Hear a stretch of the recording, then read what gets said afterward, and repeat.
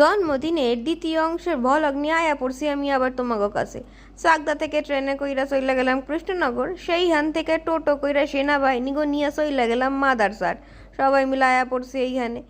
বাইরে থেকে চা টা খাইয়া এখন ভেতরে ঢুকতাছি।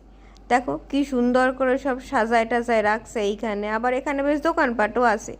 নদিয়া জেলার মধ্যে এই একখান রেস্টুরেন্ট যেখানে মারাই সমস্ত খাবার দাবার বানায়, মারাই পরিবেশন করে, একেবারে বাড়ির মায়ের মতো সমস্ত ব্যবস্থাপনা, খুবই সুন্দর লাগছে। এইখানে আমার জন্য কেক ডিসাইড করা হইতেছিল। মহিলাটা আবার কেমন ঢং করে দেখা নাও একবার। আমার জন্মদিন, আমি বা কম যাই কেন, আমিও একটু ঢং কইরা নিলাম। আমার সাইডে একা একা ভিডিও করতেছিল এরা আবার। যাব বাবা, ঘুমাই পড়লো সব। অনন্যা নামের এই রোবটটা আমার জন্য কেকটা নিয়ে আইছিল। কি সুন্দর যে সব ব্যবস্থা। কেক দেখা আমার তো করে হাসি আর ধরতেছে না, সব দাঁত বের করে ফেলছি। এখানে একটু নাচও দেখা নাও তোমরা, এটা ফ্রিতেই দেখা যায় নাচ। এরপর কেক কাটন পর্ব শুরু হইতেছে।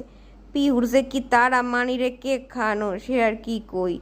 কেক টেক কাটা হয়ে গেছে, পিহুর অংশটা নিয়ে বসে পড়ছে। ভাই যা, বাকিরা বোঝোকে দাও, কি করবা। মাদের সবাইকে কেক টেক খাওয়ান পর্ব চলতেছে এইখানে। এইবার তোমরা একখান নতুন টেকনিক দেখতে পাবো চামচ দিয়ে কেক খাওয়ার। এইখানে এই দুজন ভদ্রলোক আমাকে বাদ দিয়ে ছবি তুলতাছিল।